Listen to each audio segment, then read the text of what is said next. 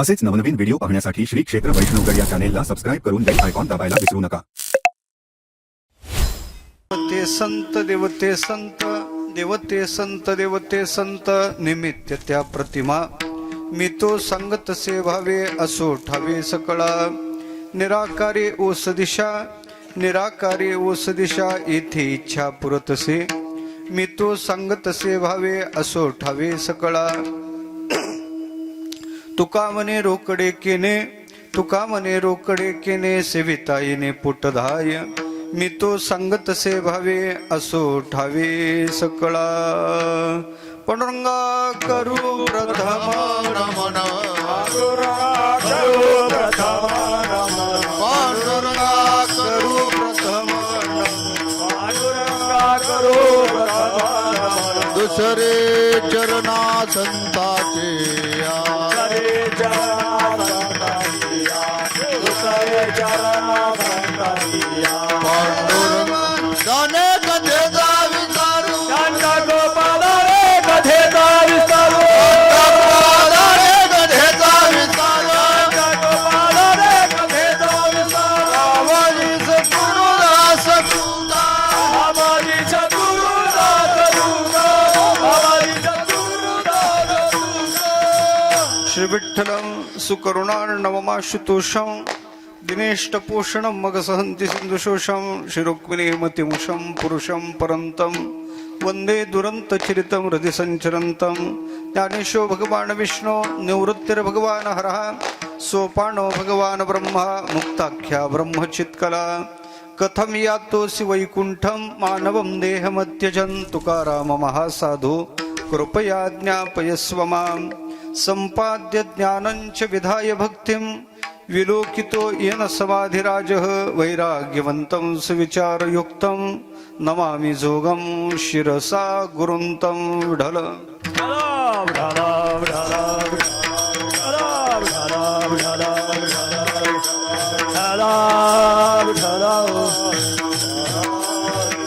देवते संत देवते संत देवते संत देवते संत निमित्त त्या प्रतिमा मी तो संगत से भावे असो ठावे सकळा. प्रस्तुत प्राप्त स्थळी प्राप्त संगीत कीर्तन रूपी सेवेकरता निवडलेला अभंग वैराग्य रागरसिक जगद्गुरु तुकोबाराम महाराज यांचा चार चरणाचा देव संताचा अभेद सांगून देवापेक्षा साधूची महती काय याचे चिंतन मांडणारा गोड अभंग आहे. विठ्ठल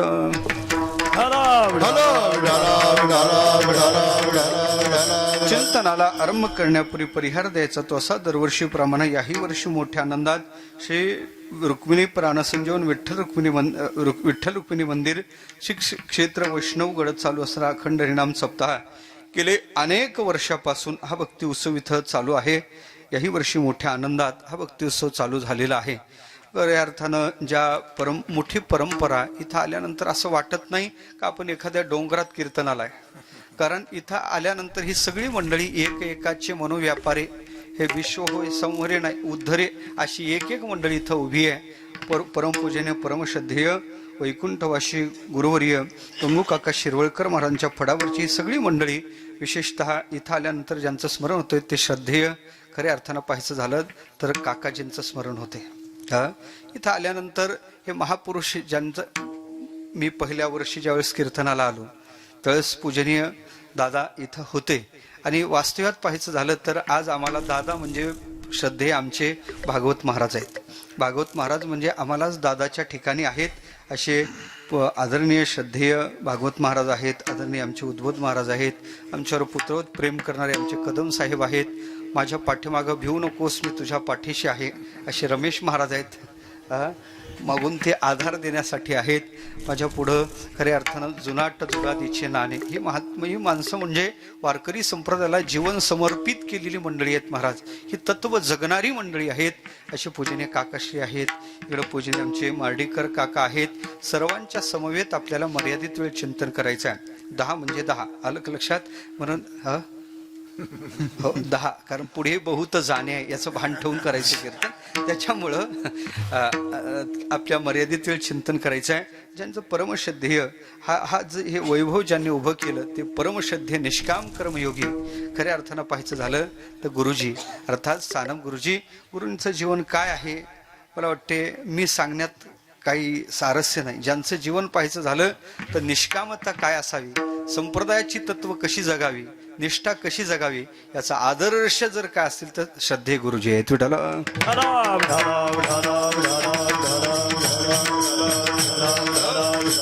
शरीराची प्रतिकूलता असते सुद्धा आपली निष्ठा ढळू द्यायची नाही. मजवरी घाली घन परी मीन सोडी चरण, ही ज्यांची वृत्ती आहे. सतत वारकरी संप्रदाय, सतत आपलं भजन, तुका म्हणे येथे भजन प्रमाण काय थोरपण जाळावे ते, असं ज्यांचं जीवन आहे. अशा श्रद्धे गुरूंच्या आज्ञेनं ही सेवा माझ्या वाट्याला आलेली आहे. गोड अशा प्रकारचं आयोजन आहे. हा गड आहे पण वैष्णव गड आहे, हे वैष्णवाचा गड आहे. वैष्णव त्याला म्हणतात देवा विष्णू समर्पिता अखिलाचार, ज्यांनी सगळा आपला आचार विष्णूला समर्पित केला. म्हणजे खऱ्या अर्थानं पाहायचं झालं तर आपला सगळा आचार परमात्म्याला ज्यांनी समर्पण केला त्याला वैष्णव म्हणतात. आणि वैष्णवाची जिथं वस्ती राहते त्याला वैष्णवगड म्हणतात. अशा वैष्णवगडावर अतिशय गोड प्रसाद, आणि त्या प्रसादाच्या समोर यावर्षी 3ऱ्या दिवसाची सेवा फड सगळ्या समस्त फडाच्या वतीनं, श्रद्धेय महाराजांच्या वतीनं आणि श्रद्धेय गुरुजींच्या वतीनं माझ्याकडे आलेली आहे. गोड अभंग आहे, अतिशय गोड अभंग आहे. या अभंगात जगद्गुरू तुकोबा आम्हाला संत जीवनाचा परिचय देतात, संताचा परिचय देतात. आम्हाला नाही का साधूचा परिचय, आम्हाला आहे पण आम्हाला खरा साधूचा परिचय नाही. आमच्या जीवनात साधूचा परिचय कधी चमत्कारातून होतो, अधिक कधी कधी आमच्या जीवनात त्या साधूचा परिचय पाहायचा झाला तर आचारातून होतो. पण साधूचा खरा परिचय स्वरूपातून झाला पाहिजे, अनुभूतीतून झाला पाहिजे. आज महाराज तो परिचय स्वरूपातून त्या साधूचा आम्हाला देतात. काय तुकोबार आम्हाला साधूचा परिचय देतात, संताचा परिचय देतात. काय आम्ही जगात फिरतो, लोक परिचय देतात, घराचा परिचय, गावाचा परिचय, भावाचा परिचय, मुलाचा परिचय, मला वाटतं इथपर्यंत परिचय ठीक आहे. बायकोचाही परिचय देतात बरं का बाबाजी, आणि तो वेगळ्या भागात वेगवेगळा. काही भागात सांगतात महाराज ही आमची मंडळी आहे, काही भागात सांगतात महाराज ही आमची लक्ष्मी आहे, काही भागात सांगतात महाराज हे आमच्या घरचे आहेत. तिकडं खानदेशात गेलं, आता तुम्ही चालले उद्या नावीला, मनी बाईसे ऐरणी भाषा आहे तिकडं, मनी बाईसे ऐरणी भाषेत परिचय आहे. एका घरी गेलो, ते माऊली दूध घेऊन आली, यजमान माझ्या शेजारी बसलेले, त्यांनी त्याच्या बायकोकडे बोट दाखवलं आणि मला विचारलं महाराज ह्या कोण तुम्हाला माहित आहेत का? पहिल्यांदा तुझ्या घरी आलो, माहित असण्याचं कारण काय? त्याच्या बायकोकडे बोट दाखवून मला तिचा परिचय देतो, म्हणे महाराज हे आपलंच बारदान आहे. बायकोचा परिचय मला असा परिचय झाला नव्हता, नाविन्यपूर्ण परिचय होता. मी म्हणलं इकडं तिला बारदान म्हणतात पण त्याला काय म्हणतात हे कळलं पाहिजे. आपल्याला फिरावं लागते. मी थोडं थांबलो, तिच्याकडे पाहिलं, त्याच्याकडे पाहिलं, मग तिला विचारलं ताई हे तुमचे कोण? आता ती त्याचीच बायको होती, बोलायला तेवढीच का, मग तिने त्याच्याकडे बोट दाखवलं, मला परिचय दिला, म्हणजे महाराज हे आमचं ना भंगार आहे. विठ्ठल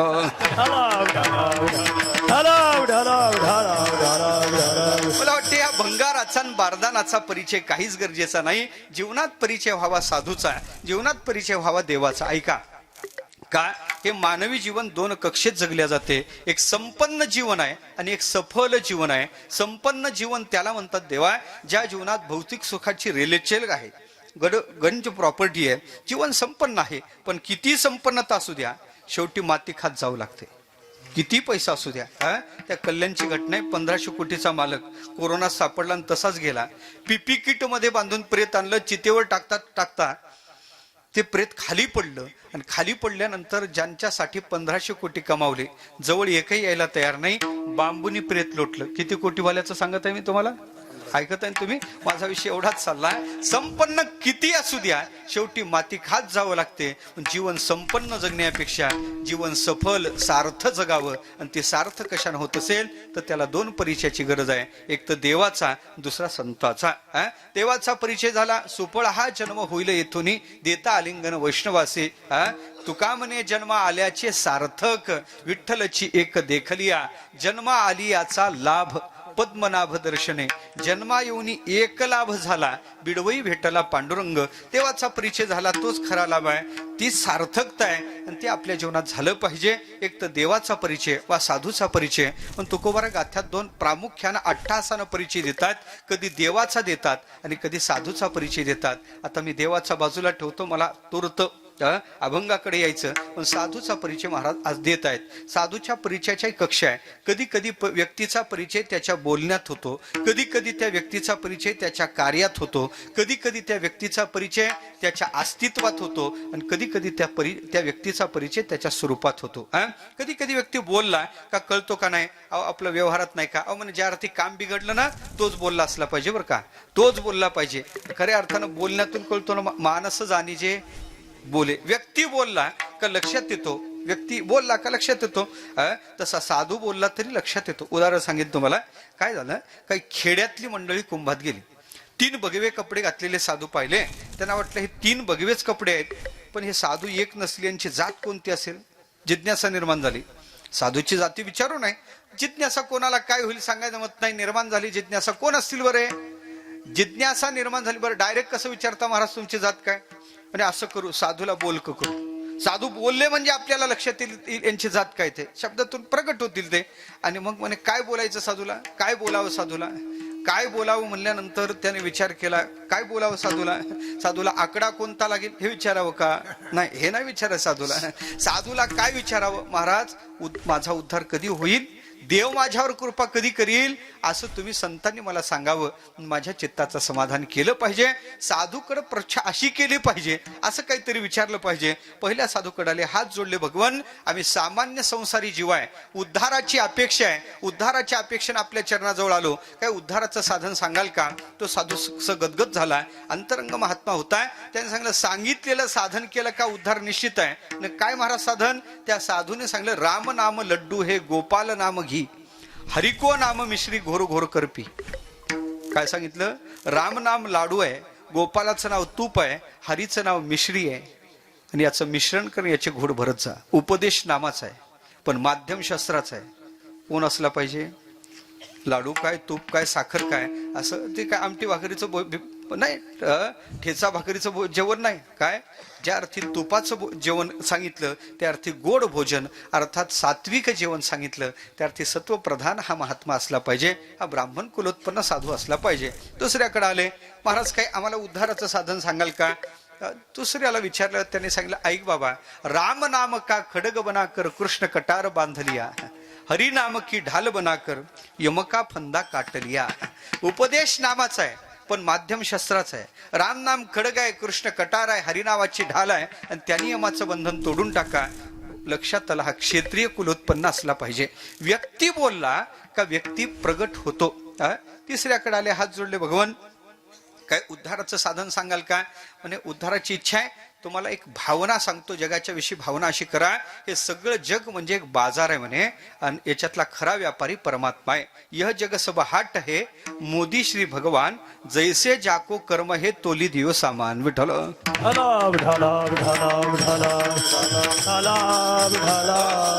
काय त्यानं उपदेश केला. यह जग सब हाट है, सगळं जगत म्हणजे एक बाजार आहे. यह जग सब हाट है, मोदी श्री भगवान, आणि मोदी भगवान आहे. याचा अर्थ असा आहे, मोदी म्हणजे व्यापारी. व्यापारी कोण आहे, भगवान यातला व्यापारी आहे. आणि जसं ज्याचं कर्म आहे तसं त्याला तो फळ देतो. विशेषतः सांगायची झाली तर व्यवहाराच्या माध्यमात केलेला उपदेश आहे. हे सगळं हाट काय, बाजार काय, यातला व्यापारी कोण, आणि त्याच्याशी आपण कशा प्रकारचं राहिलं पाहिजे, म्हणजे आपल्या त्या कर्माचं फळ तो कसा देतो, हे सगळं चिंतन जर ते मांडत असतील तर मला वाटते हा वैश्य कुलोत्पन्न साधू आहे. व्यक्ती बोलला का लक्षात येतो, तसा साधू बोलला का साधू लक्षात येतो. देवा साधू कसा बोलतो. साधूचा तुकोबरा बोलण्यातून परिचय देतात. त्यांच्या मुखात वचन कशी असतात, तो अमृताची वचन त्यांच्या मुखात असतात म्हणे. आली मुखा वाटे अमृत वचने, उत्तीर्णता येणे नोहे जन्मे. साधू बोलतात कसे, त्यांच्या मुखातल्या वचनाचं चिंतन करतोय. तुकोबाराने दुसरी उपमा दिली, मधुरा वाणी ओठी, तुका म्हणे वाव पोटी. आली मुखा वाटे अमृत वचने, अमृताची वाणी वरुषाला शुद्ध करी, त्या अशुद्ध हैसा कोण. खऱ्या अर्थानं शब्द जैसे कल्होळ अमृताचे. वाणीतून परिचय, साधूचा परिचय त्याच्या वाणीतून आहे. देवाचाही परिचय वाणीतून दिला. देवाच्या वाणीचा परिचय देतोस भागवत 3 विशेषण देते. मधुरया गिरा, वल्गुवाक्यया आणि बुध मनोज्ञया. 3 विशेषण देवाच्या वाणीचा परिचय. ज्ञानोबाराय म्हणतात, तैसे वरी वरी पाहता उदासे, आत तरी अतिसुरसे, तिये वाक्य ऋषी केशे बोलो आदरली. विठ्ठल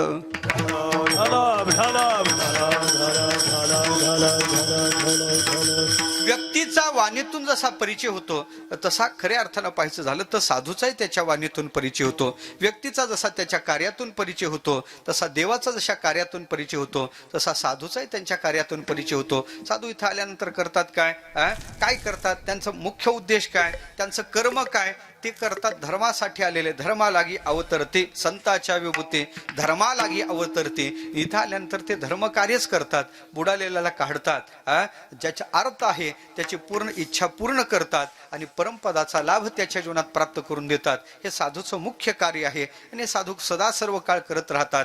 कार्यद्वारा सुद्धा, मी जरा धावतं घेतो, साधूचा कार्यद्वारा सुद्धा परिचय तुकोबारे देतात. तसं कधी कधी व्यक्तीचा परिचय त्याच्या अस्तित्वानं होतो, तसा साधूचाही परिचय त्याच्या अस्तित्वानं होतो. प्रसंग सांगतो अस्तित्वानं. ते मागं नाही का कोरोना आला होता, कोरोना चांगला होता ना, कोरोना चांगला होता ना, नव्हता? माझं मत आहे भाऊ, काही अंशात चांगला होता कोरोना, काही चांगल्या गोष्टी शिकवल्या किंवा कोरोनाने. आपुले कोणीच कोण शिकवलंय? पटून दिलं नाही. किती जवळ चाला तरी घरात घेतला का आपण? नाही, हे कोरोनानेच पटवून दिलं. परत कोरोनाने चांगल्या गोष्टी शिकवल्या. दुसरी एक चांगली गोष्ट शिकवली, कमी लोकात लग्न होऊ शकते. नवरीच्या बापाचं दिवाळ न काढता लग्न होऊ शकते, कारण त्या कोरोनातल्या लग्नात वरमाय रुसत नव्हती. तिला सांगलं रुसण्यात वेळ घातला आणि तिकून का गाडी आली तर क्वारंटाईन तुलाच करून देतो, त्या भानगडीत ती पडत नव्हती. कोरोना काही वाईट होता म्हणता का? काही अंशात कोरोना चांगला होता. त्या कोरोनातलं लग्न सुशिक्षित बेकार, लग्न जुळतच नव्हतं. लग्न इकून तिकून जुळवलं, जुळलं नाही बरं का, जुळवलं शब्द लक्षात घ्या, जुळवलं. ज्याची मुलगी होती तो लहरी स्वभावाचा, ते म्हणे पोरगी देतो, नेमकी दुसरी लाट म्हाताऱ्यावर, एकही म्हातारा लग्नाला जमायचं नाही. ते म्हणे इकून जुळतच नव्हतं. आनंद वाटला. स्वीट मार्ट मध्ये गेला, पेढे घेतले, घ्या पेढे, घ्या पेढे, घ्या पेढे. पेढे वाटत वाटत घरी आला. खाटेवर आजोबा म्हातारं बसलेलं होतं. म्हाताऱ्याच्या हातावर पेढा टेकवला. बाळ पेढा कशाचा? म्हणे आजोबा लग्न जुळलं. म्हातारं बरं झालं बाबा, मराय मोकळा झालो. म्हणजे अरे ना, कोरोनात लोक पटापट जातात, माझाही कधी नंबर लागते मला सांगायचं मत नाही. म्हणून मला एकच चिंता होती, नाताचं तेवढं लग्न राहिलं. म्हणे आता जुळलं, एकदा डोळ्यांनी लग्न पाहिलं, हाताने अक्षदा टाकील, उद्या गेलो तरी काही हरकत. ते म्हणे नाही आजोबा, लग्नाला यायला जमायचं नाही, सरकारनं म्हाताऱ्याला गाड्या बंद केल्या, नेमका कोरोना म्हाताऱ्यावर आहे म्हणून एकही म्हातारं लग्नाला जमायचं नाही. ते म्हणे मला माहित नाही, येणार म्हणजे येणार. अवने त्या नवरीच्या बापाने आत टाकली, एकही म्हातारं दिसलं तर लग्न होणार नाही. मग म्हणे तुम्हाला यायला जमायचं नाही. म्हातारं म्हणे मला माहित नाही, येणार म्हणजे. परत जास्त तानाही जमत नव्हता. आणखीन 7-12 त्यानं त्याच्याच नावे ठेवलेला होता, कारण वाटण्याच केले नव्हते. आणखीन काय करावं, मोठा प्रश्न पडला. करायचं काय, करायचं काय. म्हातारा हट्टाला पेटलं. इतकी दिवस जुळत नव्हतं, झोप नाही. आता जुळलं तरी रात्रभर झोप नाही. सकाळी मित्र भेटला, म्हणे काय बा सचिन, तर तुझा चेहरा दिसतो, चिंता काय, कारण काय? म्हणे असं असं झालं. त्याने म्हणे चल आपण म्हाताऱ्याला सांगू. दोघे आले, म्हाताऱ्याच्या जवळ बसले, सांगू लागले आजोबा असं असं बरोबर नाही ना, नाताचं लग्न वाटते ना तुम्हाला? म्हणे तर मग लग्न होऊ वाटते तर तुम्हाला यायला जमायचं नाही. ते म्हणे मला माहित नाही, येणार म्हणजे. आता काय करता? येणार म्हणलं म्हाताऱ्या आता कुठं म्हणे अहो पण तुम्ही दिसले तर लग्न होणार नाही. म्हातारे म्हणे अशी व्यवस्था करा, मी दिसू नये अशी व्यवस्था करा. म्हणे गाडीच्या खाली उतरायचं नाही. म्हणे काय हरकत नाही, उतरणार नाही. म्हणे पण कोणी गाडीत येऊन पाहिलं तर? ते मित्र म्हणे ऐकत नाही ना म्हातारं. म्हणे पोत्यात घालून म्हातारं नेऊ. कशात घालून? कशात घालून? ऐकत ना तुम्ही? म्हातारं तरी तयार झालं, पोत्यात तर पोत्यात, पण लग्नाला येईल म्हणजे लय कठीण असते महाराज. हे सरकारने चहा ते आहे ना, त्यांना फुकट केलं ना, चहा घरी पित नाहीत ते, इथून जालन्याला जाऊन पिऊन येतात. विठ्ठल अक्षरशः म्हणजे 8-10 दिवसाखालची घटना आहे मालेगावची. मालेगावकडे कीर्तनाला गेलो आणि नेमकं घरचं सुनेचा चहा व्हायला, म्हणजे दूध यायला वेळ आहे, चहाला वेळ आहे. आल्यावर चहा करतो. म्हाताऱ्याला रावल्या गेला नाही. म्हातारा म्हणे तुझा होईल तेव्हा होईल, मी जाऊन येतो. म्हातारं गेलं मालेगावला चहा प्यायला. चहा प्यायला गेलं, ट्रकला धडकलं, दोन्ही पाय मोडले, दोन्ही हात मोडले. म्हातारं उचलून आणलं. विठ्ठल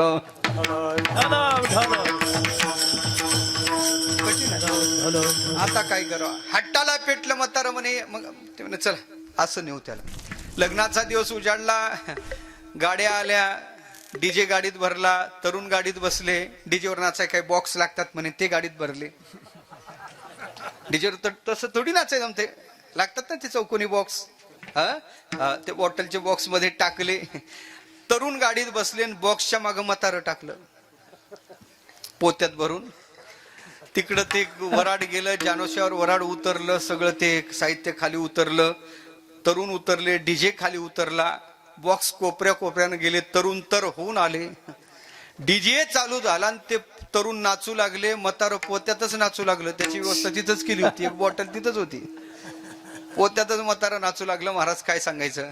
करता करता करता करता तिकडल्या एकाने पाहिलं, सगळे पेताड दिसतात, नवरदेव लावलेला दिसतो. आणि अशा घरी पोरगी देण्यात काय अर्थ आहे का.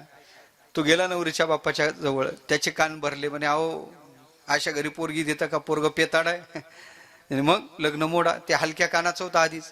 मग कसं मोडायचं. म्हणे अशी आठ टाका जेणेकरून त्यांना मंजूरच होणार नाही. म्हणजे आता अशी कशी आठ टाकायची.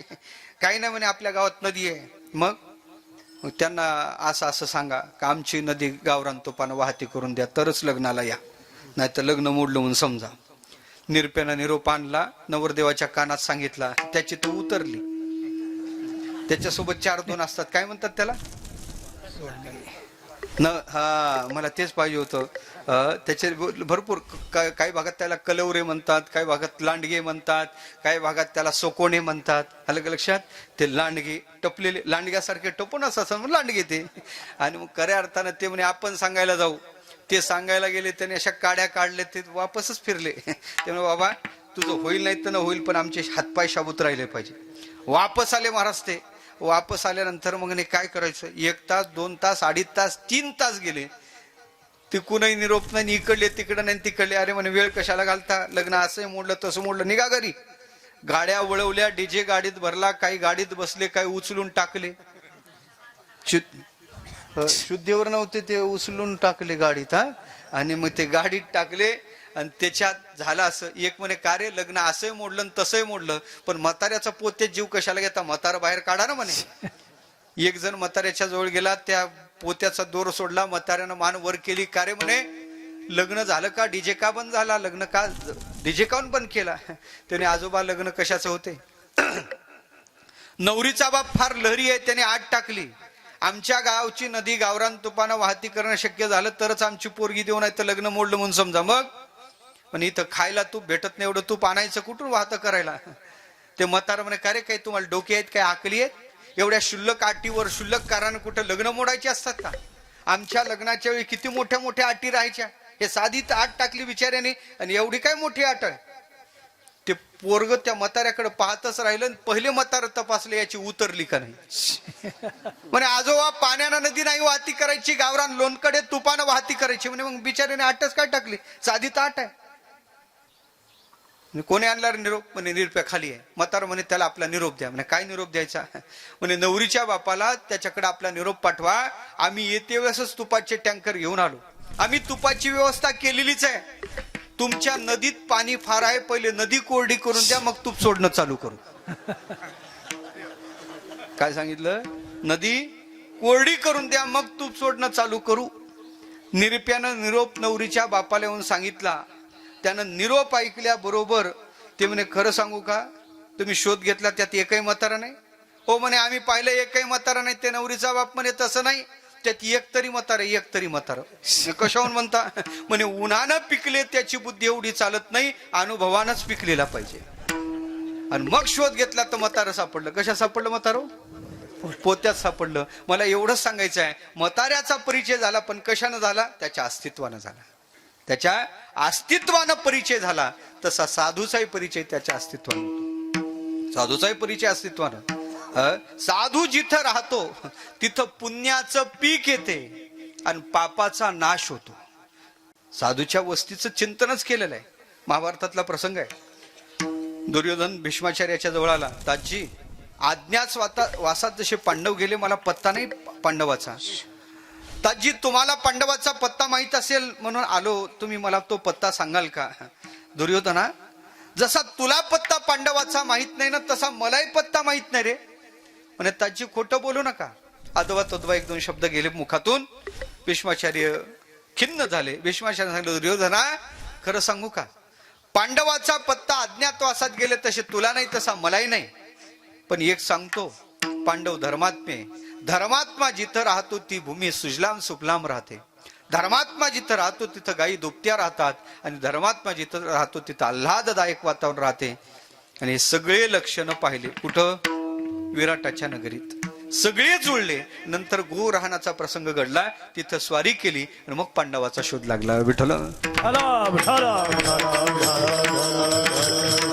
विठ्ठला म्हणून साधूची जिथं वस्ती होते तिथं पुण्याचं पीक येते आणि पापाचा नाश होतो. जेथे वसती हरीचे दास पुण्य पीके पापा नाश पुण्य पीके पापनाश पुण्य पीके पापनाश पुण्य पीके जेथे वसती हरीचे दास पुण्य पिके पापनाश पुण्य पिके पापनाश पुण्य पिके पापनाश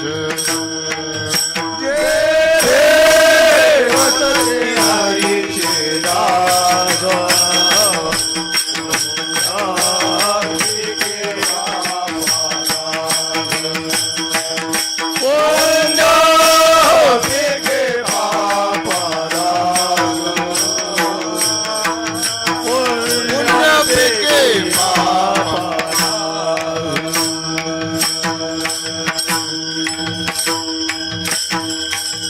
जसा व्यवहारात परिचय तसा साधूचाही त्याच्या अस्तित्वानं परिचय होतो. पुण्याचं पीक येते, पापाचा नाश होतो.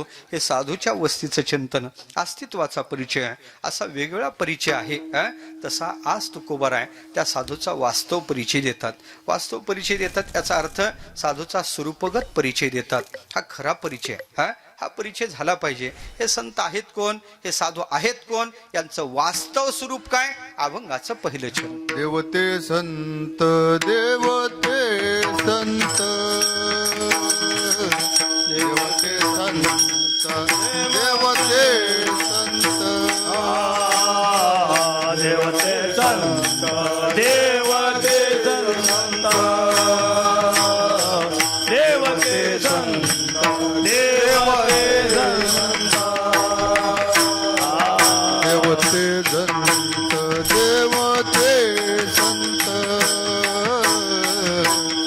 देवते संत देवते संत देवते संत देवते संत देवते संत देवते संत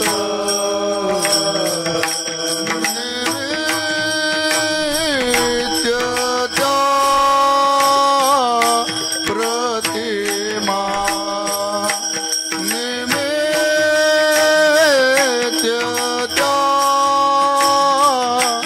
प्रतिमा मी तो जाण तजे भावे मी तो सांगत जे भावे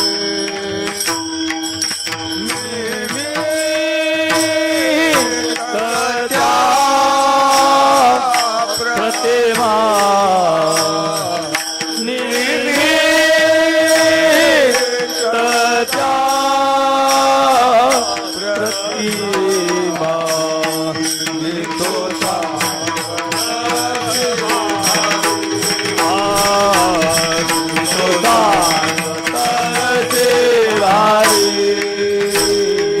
देवते संत देवते संत देवते संत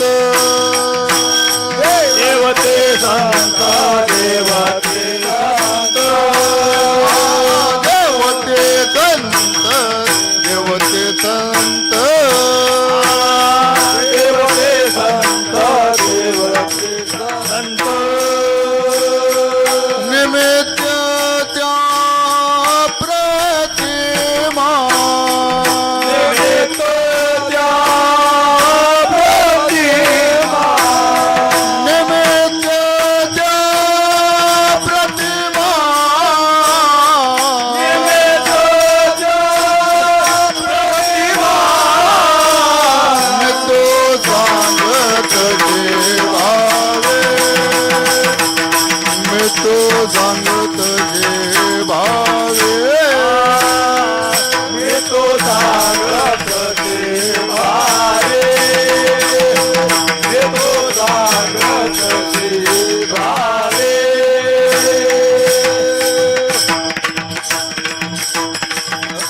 अभंगाच्या पहिल्या चरणात तुकोबारा त्या संतांचा वास्तव स्वरूपगत परिचय देतात.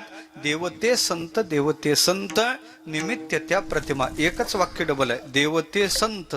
देवते काय, एकच शब्द डबल वापरला तरी द्विरुक्ती दोष आहे. इथं एक वाक्य डबल आहे. का? आठवलं नाही म्हणून पाठवलं का?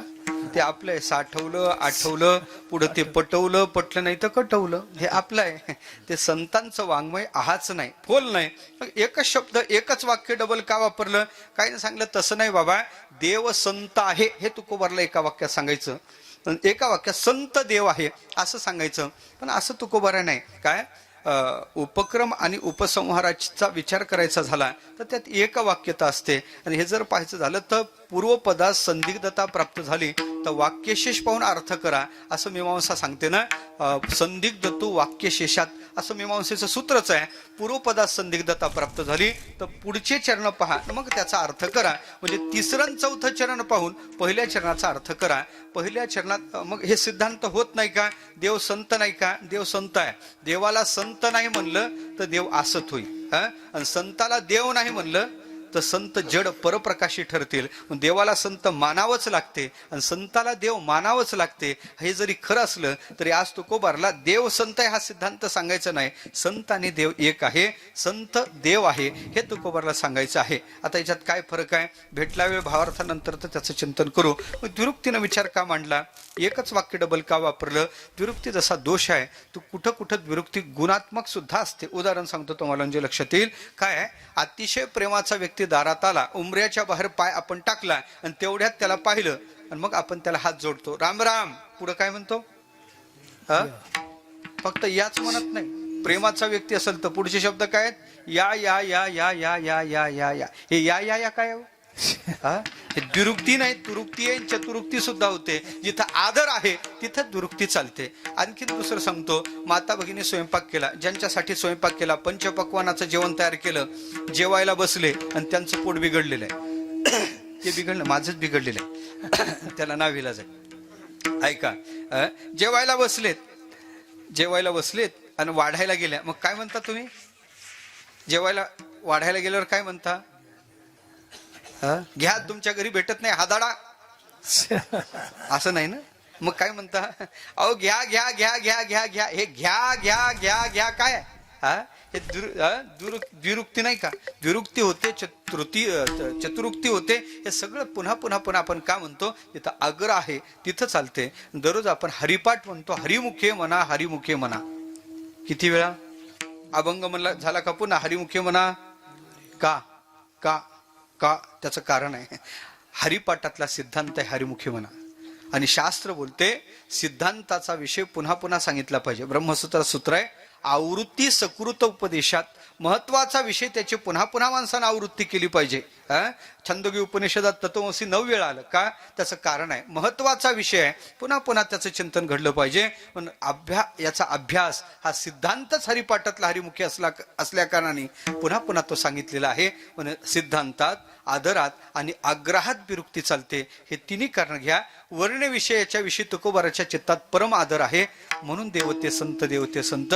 तुम्ही आम्ही संतांची साधना देव म्हणून करावी असा तुकोबाराचा आग्रह आहे. म्हणून देवते संत, देवते संत या अभंगातला सिद्धांतच देवते संत असल्या कारणाने म्हणून तो सिद्धांत डबल सांगितला पाहिजे. त्यालाच अभ्यास म्हणतात. म्हणून तुकोबारा देवते संत, देवते संत असा द्विरुक्तीनं विचार मांडतात.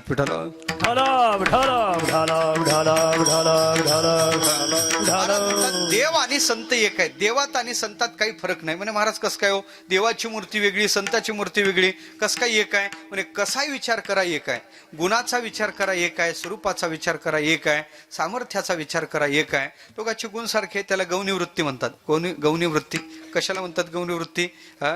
एखादा व्यक्ती असतो, लोक म्हणतात हा आमच्या गावातला वाघ आहे, म्हणतात एखाद्याला वाघ. आणि असतो ना वाघ, लग्नाच्या आधी वाघ, लग्न झाल्यावर वाघ, लग्नाच्या आधी मोकाट वाघ, लग्न झाल्यावर देवी त्याच्या मानगुटीवर असते, देवीच्या ताब्यातला वाघ. असो एखाद्याला वाघ म्हणतात ना. मग फक्त तो गावातला, जंगलात नाही सोडायचं त्याला. वाघ, एखाद्याला वाघ म्हणलं म्हणजे वाघासारखं त्याचं शरीर नाही, वाघासारखे त्याचे गुण आहे, त्याला म्हणतात वाघ. आलं का लक्षात? असते असं. याला गौणीवृत्तीचं चिंतन म्हणायचं. ते लग्न झालं, नांदायला गेली, नांदून पोरगी हातपाय आपटतच घरी आले. बापाने विचारलं झालं काय झालं काय झालं काय म्हणल्यावर म्हणे अहो म्हणे सगळं चांगलं आहे पण ते लवंगी मिरची आहे ना तिकडं. लवंगी मिरची कोण? हा ननन काय लवंगी मिरची. नंदेला उपमा काय दिली तिनं? लवंगी मिरची. लवंगी मिरची. ननन कशी आहे? बोला ना तुम्ही कशी आहे? हे असतील ना कोणाच्या ह्या कशा बोलतील. ऐका ऐका लवंगी मिरची. आता मी विचारतो लवंगी मिरची हिरवी आहे ना? हिरवी आहे का? मग त्या नंदेला लवंगी मिरचीची उपमा का दिली? उत्तर एवढंच आहे लवंगी मिरची तिखट आहे. तसा नंदेचा स्वभाव तिखट आहे. तिखट आहे याला गुणाचा अभेद गौणी वृत्तीचा अभेद म्हणतात. देवसंताचा विचार करा गुणात अभेद आहे. देवाकडे गुण आहेत तसे साधूकडे गुण आहेत. देवाकडे कोणते गुण आहे? ऐका यश श्री औदार्य पुढं ज्ञान वैराग्य ऐश्वर्य हे साही गुणवर्य वसती जेथ म्हणून तो भगवंतू निसंगाचा सांगातो म्हणे पार्था दत्त चित्तू होई. आता खऱ्या अर्थानं पाहायचं झालं तर हे 6 भग ज्याच्याकडे आहे त्याला भगवान म्हणतात. पुराणाने भगवान शब्दाची व्याख्या थोडी वेगळी केली. काय केली? उत्पत्तीम प्रलयम शैव भूतानाम गतिम गतिम वृत्तीम विद्यान विद्यांच सवाचो भगवान इति अशी भगवान शब्दाची व्याख्या पुराणात झाली. मग खऱ्या अर्थानं पाहायचं झालं तर भगवान कोणाला म्हणा? ज्याच्याकडे 6 भग आहे त्याला भगवान म्हणा. ज्याच्याकडे 3 शक्ती एक समय अवच्छेदकांना राहू शकतात त्याला भगवान म्हणा. मला वाटते भगवान शब्दाचा सोपा अर्थ सांगू का? आपल्याला माहित असणारा शब्द गॉड GOD जनरेशन जनु जनरेट ऑपरेशन ऑपरेट आणि डिझॉल्व ह्या तिन्ही क्रिया ज्याच्या सत्तेनं घडतात पण ज्याच्यात काहीच बदल होत नाही तो कॉन्स्टंट राहतो त्याच्यात बदल होत नाही असं जे तत्व आहे त्याला देव म्हणतात त्याला भगवान म्हणतात. ऐका त्याच्याकडे जे गुण आहेत तेच आमच्या साधूकडे आहे. देवाकडे यश आहे. देवाला पराजय माहित नाही. देव कधीच पराजित होत नाही. गुजरातमध्ये ते रणछोडलाल आहे पळून गेला रणातून तरी विजय त्याचाच झाला. तिथं यश त्याच्याकडे अखंड आहे. यशाला सोडून परमात्मा नाही. देवाकडे जसं यश आहे तसं आमच्या साधूकडे सुद्धा यश आहे का नाही? ऐका अर्जुनाच्या संबंधानं ज्ञानेश्वरीच्या 2ऱ्या अध्यायात देवाच्या मुखातले शब्द पहा. देव अर्जुनाला म्हणतात अर्जुना तुझं नाव घेऊन एखाद्या कामाला एखाद्या वाटेला जर आपण चालू लागलो तर त्या वाटेला अपयश येत नाही. देवाच्या मुखातले शब्द आहे तुझी येणी नामे अपयशी दिशाची लंगीजे. तुझ्या नामाने अपयश दिशेचं उल्लंघन करून जाते. किंवा 18व्या अध्यायात विचार करा विजय काय ते चिंतन केलं. विजय नाम अर्जुन विख्यातू विजय स्वरूप श्रीकृष्ण नाथू श्रीयसी विजय निश्चितू असने जेथ. या सगळ्या शब्दाचा ओव्याचा अर्थ जर करायचा झाला तर यश देवाकडे आहे तसं साधूकडे आहे. श्री देवाकडे आहे तशी साधूकडे आहे. सगळे गुण सारखे आहे. श्री शब्दाचे कोशात भरपूर अर्थ होतात. श्री म्हणजे सौंदर्य श्री म्हणजे संपत्ती. देवाकडे श्री आहे. देव किती सुंदर आहे? राजस सुकुमार मदनाचा पुतळा किती सुंदर आहे असं म्हणतात बुवा. एक दिवस सकाळी सकाळी तो कृष्ण उठला. बालकृष्ण दारात आला हात वर केले आणि आळस देत आहे. राधा सासूरवाशी शेण टाकायला निघालेली. पावसाळ्याचे दिवस आहे. पातळ शेण पाटीत आहे टोपल्यात आहे. ते टोपलं डोक्यावर आहे. इकडे पाटी नाही कळायची टोपलं म्हणून म्हणलं मी अलग लक्षात. ते टोपलं घेऊन ती पाटी घेऊन ती निघली. जाता जाता जाता जाता जाता जाता ती कृष्ण तिनं पाहिला. दारात कृष्ण त्याच्या दारात उभा आहे. सकाळी उठलेला निरागस रमणीय कमनीय कृष्णाचं रूप आहे. हात वर केलेले आहे. आणि कृष्णाकडे राधेनं पाहिलं. पाहिल्यावर राधा थबकली. ते कृष्णाचं रमणीय रूप राधेला आकृष्ट करत आहे. राधा जवळ गेली. शेणाच्या पाठीतला हात काढला आणि त्या गोंडस रूपाला असा हात लावला. म्हणजे कृष्णा झोप आपल्या लहान बाळाचा नाही का गालगुच्चा घेतो. कृष्णा झोप झाली का रे? म्हणे हा. बोलायला असाच होता बाबा. हा म्हणल्यावर आता ते नंतर त्यानं वरचा हात खाली घेतला. पाहिलं केलं काय? आपण राधेची खोडी केली नाही पण राधेनं घरात येऊन शेण लावलं. आणि असा गप्प राहणार होता का? खाली शेण पडलेलं होतं. उचललं ना अंगावर फेकलं. साडी शेणानं भरली. मागून काय येत आहे म्हणून राधेनं तोंड असं केलं. त्यानं दुसरं मारलं. तोंडावर शेण लागलं. राधा वैतागली चिडलेली. राधेनं शेणाची पाठी घेतली आणि त्याच्या पुढे टेकवली. टेकवल्याबरोबर रागे रागे त्याची मानगुटी पकडली. शेणाच्या पाठीजवळ आणलं आणि शेणाच्या पाठीत कृष्णाचं तोंड असं दाबलं. काय झालं सर? नाही आलं लक्षात? उद्या शेणाच्या पट्ट्या भरून घ्या. उत्तर लक्षात येईल घेऊ. काय झालं मग? शेणाच्या पाठीत तोंड दाबल्यावर काय झालं सर? उत्तर सोपं आहे. तोंड शेणाने हा, एवढं सोपं उत्तर आहे. भक्तिशास्त्राने हेच चिंतन केलं. गोमय मंडित भालकपोलम. गोमय म्हणजे शेण, मंडित म्हणजे भरलं, भालकपोल म्हणजे चेहरा. कृष्णाचा चेहरा शेणाने भरला. आता माझा प्रश्न तुम्हाला असा आहे, शेणाने चेहरा भरल्यावर कोणी सुंदर दिसते का? युक्तिवादानं उत्तर देऊ. चेहरा जर शेणाने भरल्यावर कोणी सुंदर दिसत असतं तर मेकअप बॉक्स मधल्या क्रीम गेल्या असत्या आणि शेणाच्या पाट्या तिथं आल्या असत्या. ज्या अर्थी मेकअप बॉक्स मध्ये शेणाच्या पाट्या नाही, त्या अर्थी शेण लागल्यावर कोणी सुंदर दिसत नाही. पण कृष्णाच्या चेहऱ्याला शेण लागलं तरी कृष्ण कसा दिसत होता? भक्तिशास्त्र त्याचं चिंतन करते. तो चेतस वाटत होता, चिन्मय वाटत होता आणि स्वरूपाचा भास होत होता. ऐका, ज्याच्या चेहऱ्याला शेण लागलं तरी त्याचं सौंदर्य तिरोहित होत नाही. आणि आपण काय काय लावलं ते फिरून फिरून लावली तरी आपलं निखारल्या जात नाही. नाही, संक्रांत पाहायला घरातच दिसते सकाळी. विठ्ठल, याचा अर्थ काय? याचा अर्थ असा आहे, परमात्मा खरा सुंदर आहे. राजस सुकुमार, मदनाचा पुतळा. देवाच्या सौंदर्याला उपमा आहे मदनाचा पुतळा. या आमच्या संतांचं ज्ञानोबाराचं दर्शन नाथबाबाला झालं. वेगळी उपमा नाही सुचली हो. ज्ञानोबारा कसे आहेत? ज्ञानोबाराच्या सौंदर्याला उपमा मदनाचा पुतळा दिली. दिव्य तेजपुंज मदनाचा पुतळा. राजस सुकुमार मदनाचा पुतळा काय, दिव्य तेजपुंज मदनाचा पुतळा काय? फरक कुठं आहे? उपमा सारखी असेल तर सौंदर्य सारखं. यश, श्री, आता गुण किती सांगू तुम्हाला. औदार्य, देव उदार आहे, घेशी तेव्हा देशी. पण आपली खुर्ची देत नाही, त्याची खुर्ची देत नाही बरं का. देव खुर्ची देत नाही आणि त्याच्या खुर्चीची इच्छाही करू नये म्हणे, पाप आहे पाप. तुकोबार म्हणतात त्याच्या खुर्चीची इच्छा करणं पाप आहे. राया विठोबाचे पद जो अभिलाषी, पातकाची राशी तुका म्हणे. याचा अर्थ आला का? देव माया, आपलं अविद्या उपाधी असणाऱ्या जीवानी मायोपाधिक ईश्वराची साधना करायची, पण देवाच्या उपाधीचं म्हणजे मायेचा इच्छा कधीच करायची नाही. त्याच्या उपाधीची इच्छा कधीच करायची नाही. ईश्वरत्वाची अपेक्षा जीवानं कधीच करायची नाही. जीवानी ईश्वराची साधना करायची. ईश्वराची साधना करून जीव ब्रह्म होईल, पण ईश्वर होणार नाही. होणार नाही. देव काही गोष्टी देतच नाही. काय काय देत नाही? 3 गोष्टी देत नाही म्हणे. श्री वत्सलांचन देव कधी देत नाही. दुसरं, लक्ष्मीपतित्व देव कधी देत नाही. आणि जगत कर्तृत्व देव कधीच देत नाही. या 3 गोष्टी देत नाही. म्हणून मला सांगायचं काय, एवढा भेद त्याच्यात द्वैती मतात विचार एवढा आलेला आहे. माझा विषय चाललेला आहे. खऱ्या अर्थानं पाहायचं झालं तर देव आपलं पद देत नाही, पण साधू प्रसन्न झाले का आपलंच पद देतात. आपल्या पदावर आरूढ करतात. आपल्यासारखं ते तात्काळ करतात. काळ वेळ सुद्धा लागत नाही. नाही काळ वेळ दया लागे, नाही काळ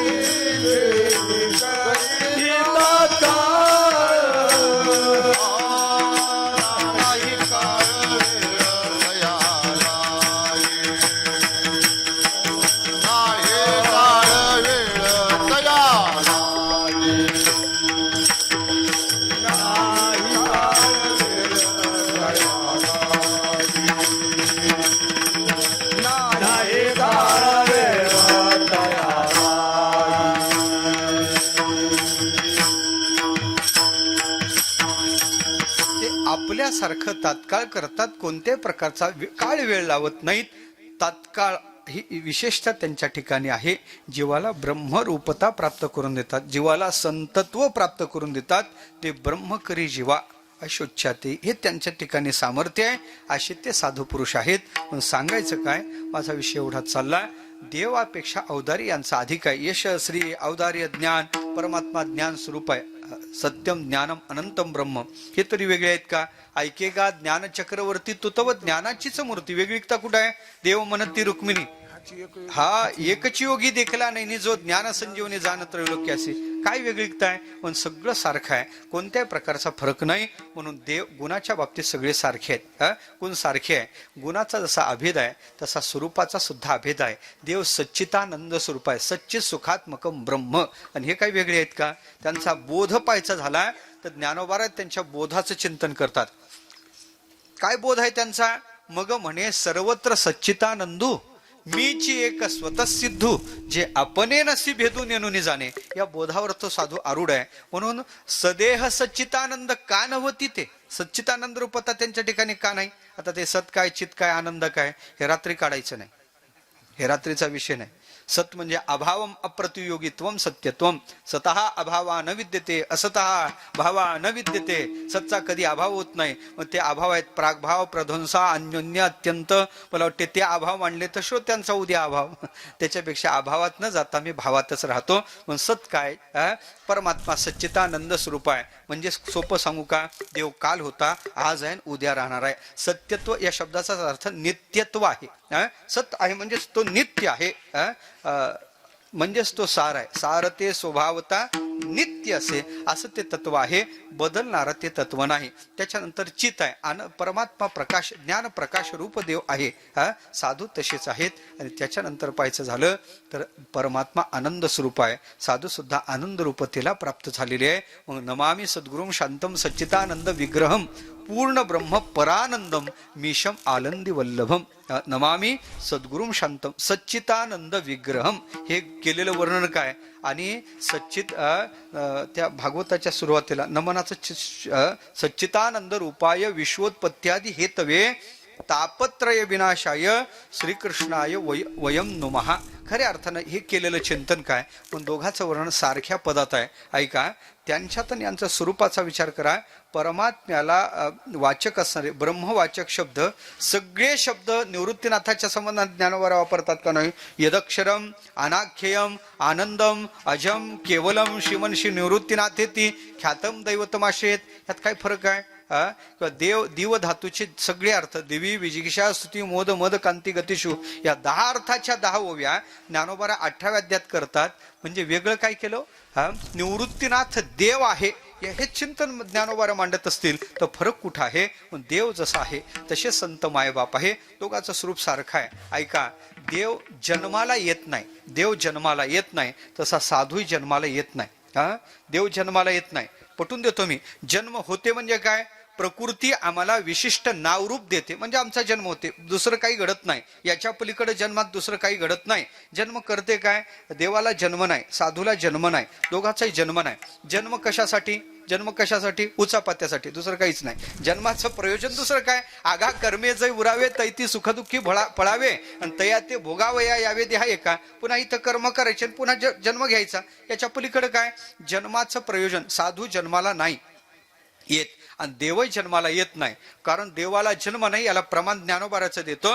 ज्ञानोबारा सांगता सृष्टीच्या होना नरचे सर्व संहार नवेचे आथीनाथी दोहीचे पंचत्वहा. सृष्टीकडून याची रचना केल्या जात नाही, सृष्टी याची रचना करण्यासाठी सक्षम नाही. हे देवाच्या संबंधानं असं ज्ञानोबारा बोलतात. या साधूकडं, साधूला जन्म आहे, साधूलाही जन्म नाही.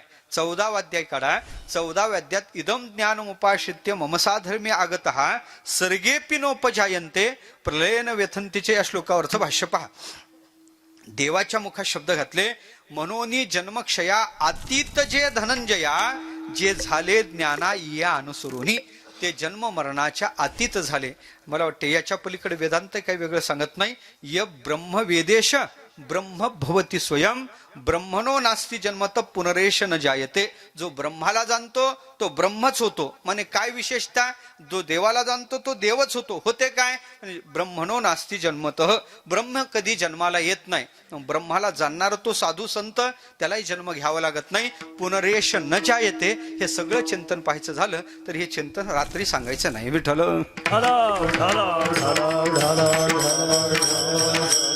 झाला ओघा ओघानं आलं म्हणून ताकापुरतं नाम आहे. थोडक्यात सांगतो, परमात्मा जसा स्वरूपान आहे साधू तशा स्वरूपान आहे. परमात्मा व्यापक आहे, साधू कुठं परिच्छिन्न आहे. आगा जेवढी माझी व्याप्ती तेवढीच तयाची प्रतीती. ऐका, देव गुणातीत आहे, साधू कुठं गुणात अटकलेला आहे. गुण इंद्रिय पुढी नाही जेत. म्हणून देव आणि संत सारखे आहेत. तो कोवारा सिद्धांत सांगतात, देवते संत, देवते संत, याच्यात काहीच फरक नाही.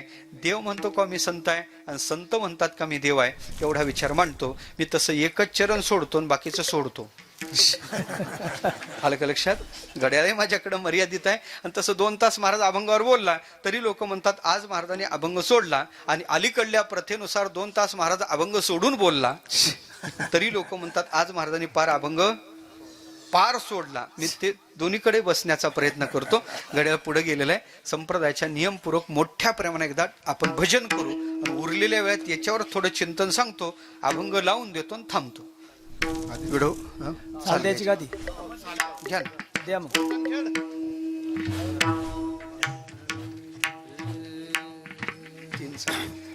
देवते संत, देवते संत, देवते संत, देवते संत, देवते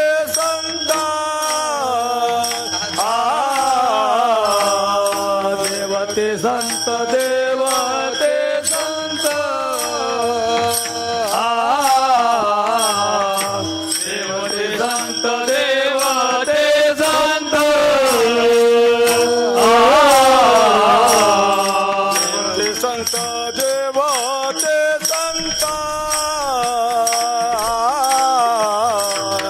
देवते संत, देवते संत,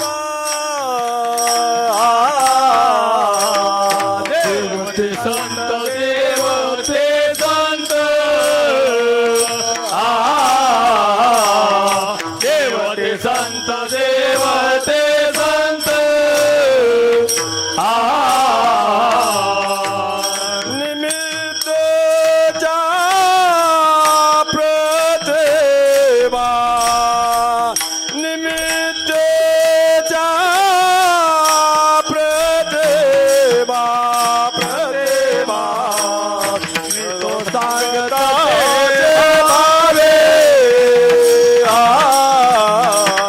मी तो सांगता भावे,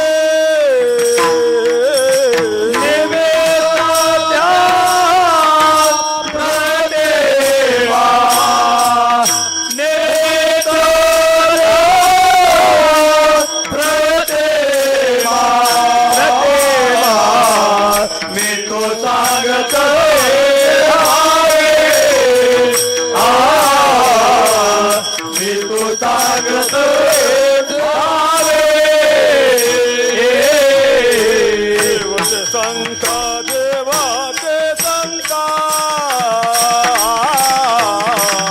देवते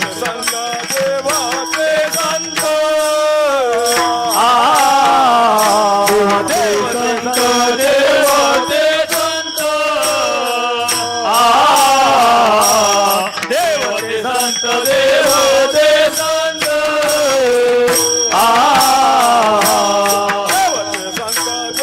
देवते संत, देवते संत, देवते संत,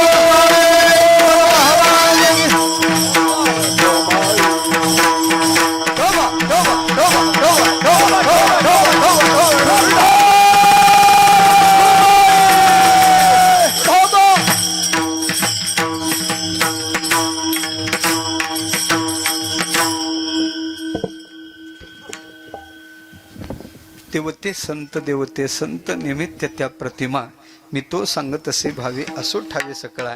देव म्हणतो मी संत आहे आणि संतही म्हणतो मी देव आहे. संतांना विचारलं तुम्ही कोण आहे? हनुमंतरालाच रामप्रभूनं विचारलं, रामा तू कोण आहे? आपला हनुमंता तू कोण आहे? कोण आहे आता विचारतो. निवडणुकीच्या आधी विचारलं असतं तर निवडणुकीत सांगितलं असतं मी कोण आहे. सच्च्या कार्यकर्त्याला निवडणूक झाल्यावर विचारावं का तो कोण आहे? हनुमंतरा खरे सेवक आहेत मला. शुद्ध ज्याची सेवा भय काय त्याच्या जेव्हा करिता स्वामी सविवाद अधिका आनंद. ते म्हणे देवा माझा परिचय तुला पाहिजे ना. देहदृष्टीनं पाहिजे असेल तर मी तुझा दास आहे, जीवदृष्टीनं पाहिजे असेल तर मी तुझा अंश आहे, आणि आत्मदृष्टीनं परिचय अपेक्षित असेल तर माझ्यात आणि तुझ्यात फरक नाही. देहदृष्ट्या तू दासोहम, जीवदृष्ट्या त्वदंशकः, आत्मदृष्ट्या त्वमेवाहम इतिमे निश्चलामती. मला सांगायचं काय? ते म्हणतात मी आत्मदृष्टीनं तुझ्यात आणि माझ्यात फरक नाही. हे हनुमंतराय काय म्हणतात किंवा तुकोबा म्हणतात मी वासुदेव तत्वता कळो येईल विचारिता. हे तुकोबारचं बोलणं काय? या सगळ्याचा विचार करायचा झालाय तर संतांना मान्य आहे आपलं वास्तव स्वरूप आपण काय परमात्मा आहे. देवची बरे देवची बरे तुका म्हणे खरे तुम्ही. अशा प्रकारचे तुम्ही देवच आहात. ही अनुभूती जीवाला नाही पण खऱ्या अर्थानं साधूला ती आहे. म्हणून ते देव आहेत. हे त्यांना संतांना देवाला विचारलं, देव सुद्धा ते सांगतात देव म्हणे नाम्या पाहे ज्ञान देव मीच आहे. काय आहे? त्या सुभद्रेचं लग्न ते प्रेम अर्जुनावर, अर्जुनाचं प्रेम सुभद्रेवर होतं. हे एकालाच माहित होतं. कोणाला? मध्यस्थी कृष्ण. परस्पर बलरामदादांनी सुभद्रेचं लग्न ठरवलं. हा म्हणता बातमी पसरली, अर्जुनाच्या कानावर गेली. अर्जुन धावतच देवाकडे म्हणे देवा तुझ्या कानावर काय आलं का? म्हणे काय? सुभद्रेचं लग्न ठरलं होतं ना म्हणे मी सोयरीकला. मग तुला माहित नाही माझं प्रेम सुभद्रेवर आहे, सुभद्रेचं प्रेम माझ्यावर आहे. म्हणजे जर सगळं खरं असलं तरी आमच्या घरात बलराम दादाच्या पुढं कोणी जात? दादा वाक्य प्रमाणम. अरे पण देवा माझं कसं? म्हणे चिंता करू नको तुझी व्यवस्था केली ना मी. म्हणे काय केलं? देवाने भगवे कपडे काढले ना अर्जुनाच्या हातात ठेवले. म्हणे आजपासून तुला हे सप्रेम भेट. त्याने ते आता मला ते लावलं तुम्ही नाही तर सांगितलं असं. ते एकीवर झालं महाराज. ते साधा आहे का? कृष्ण म्हणून हाकारी मित्राला काय मग ते किसने हे काय लावलं? एकीर आहे का नाही? सखेती मत्वा प्रसवम यदुक्तम. हे कृष्ण हे यादव हे सखेती अजानता महिमानम तवेद मया प्रमादात प्रणयवापी. हे सगळं पाहायचं झालं तर मग ते म्हणे बाबा हे काय लावलं? हे काय? अरे म्हणे खरं सांग सुभद्र तुझं खरं प्रेम का खोटं प्रेम? म्हणे खरं प्रेम. मग खरं प्रेम आहे तर तिचं लग्न झाल्यावर तू काय दुसरं करणार नाही. मग परिणाम तर तुला काय घ्यावं लागणार आहे. मग त्याची व्यवस्था नको का? ते वैतागलं, चिडलं. म्हणे अर्जुना दाढी जटा लवकर वाढणार आहे म्हणून मार्केटमधून डुप्लिकेट दाढी डुप्लिकेट जटा सुद्धा विकत आणल्या पांढऱ्या. त्याच्या हातात ठेवल्या. रुद्राक्षाच्या 2 माळा ठेवल्या. भस्म एवढं ठेवलं. विभूती. ते वैतागलं. म्हणे तुझी माझी गट्टी. निघला अर्जुन बाहेर. नाही अर्जुना तुला मस्करी कळत नाही का? अरे म्हणे तुझी चालली मस्करी पण आमचा चालला जीव. त्याचं काय? म्हणे काय? हे कपडे तर अरे म्हणे पुन्हा तेच का म्हणे अर्जुना अरे मी तुला ओरिजिनल संन्यासी व्हायला सांगत नाही फक्त कपडे तर घाल म्हणे यानं काय होईल म्हणे यानंच सगळं होईल घालून तर पा त्यानं ते कपडे घातले दाढी जटा लावल्या म्हणे कृष्णा तुम्हाला फसवणार तर नाही ना म्हणे तुझा माझ्यावर विश्वास नाही का म्हणे तसा विश्वास ठेवण्यासारखा तू नाही पण ठेवल्याशिवाय गत्यंतरही नाही काय करता झालं काय ते कपडे घातले अर्जुन तेजपुंज दाढी जटा पांढऱ्या आता कोणीच अर्जुनाला ओळखत नव्हतं झालं असं म्हणे आता काय काहीच नाही फक्त ते वटवृक्ष द्वारकेच्या बाहेर तिथं माळजप करत बसायचं अरे पण तिकडं सुभद्रेचं लग्न अरे चिंतन कर ना चिंता कशाला करतो अवघे होती लाभ एका या चिंतने नामसंकीर्तने गोविंदाचे चिंतन कशाला करतो लोक चिंतन नाही करत चिंता करतात सकाळ झाली अर्जुना त्रिपुंड लावून हातात माळा घेऊन भगवे कपडे तेजपुंज संन्यासी महात्मा माळजप करत बसला लोक येता जाता पाहिजे वटवृक्षाखाली बसलेला महात्मा तेजपुंज चेहरा म्हणे कोण आहे साधू आताच कुंभ झाला कुंभातून आलेला दिसतो बाबा उत्तरेतला दिसतो एक दोन म्हातारे होते दारात ते दिवसभर याचा चुना त्याचा तंबाखू घेऊन पारावर बसलेले त्यांना वाटलं कोण आहेत जरा बरं आपण जाऊन पाहूत ते आले नमस्कार केला इकडला तर दिसत नाही म्हणे आपल्या इकडला दिसत नाही एवढी पांढरी दाढी जटा एवढा कुठं आपल्याकडे आहे संन्यासी तेजपुंज चेहरा पाहिला हात जोडले त्याला वाटलं तिकडलाच आहे का हिमालयातला हात जोडला म्हाताऱ्याने सांगलं महाराज की जय हो महाराज की कहा से पधारे महाराज जी आप आता ते हिंदीत बोलल्यावर काय ते म्हणे वैसे तो हम हिमालय से पधारे हे हमें हिंदी आती पण हेलपाटे खाती है हमें आती ही हिंदी पण हेलपाटे आमचे काही विद्यार्थी घेऊन आम्ही अयोध्येला गेलो 4-5 हजार लोक होते आमच्या सोबत आणि ते झालं असं एवढे लोक पाहून तिकडल्या एका व्यक्तीने आमचे ते विद्यार्थी होते धोतरावर विद्यार्थी त्यांना विचारलं कहा से पधारे पितने लोक तेव्हा महाराष्ट्रातलंच होतं त्याने उत्तर दिलं हम एक दो आलंदी के बाकी सब इकडले तिकडले म्हणे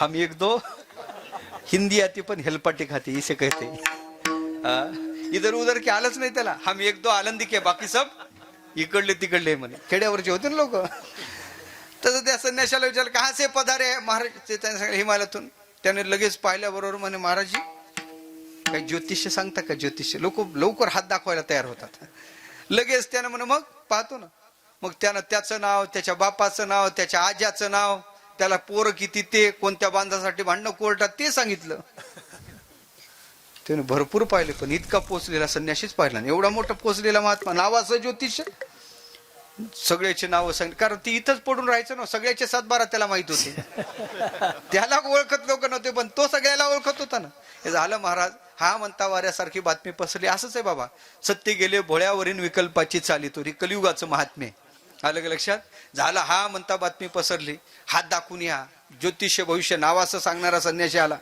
हा म्हणता बातमी राजवाड्यात आली बलराम दादाच्या कानावर गेली दादा एकदा जाऊनच या पैसे घेत नाही काय हात दाखवाय काय हरकत आहे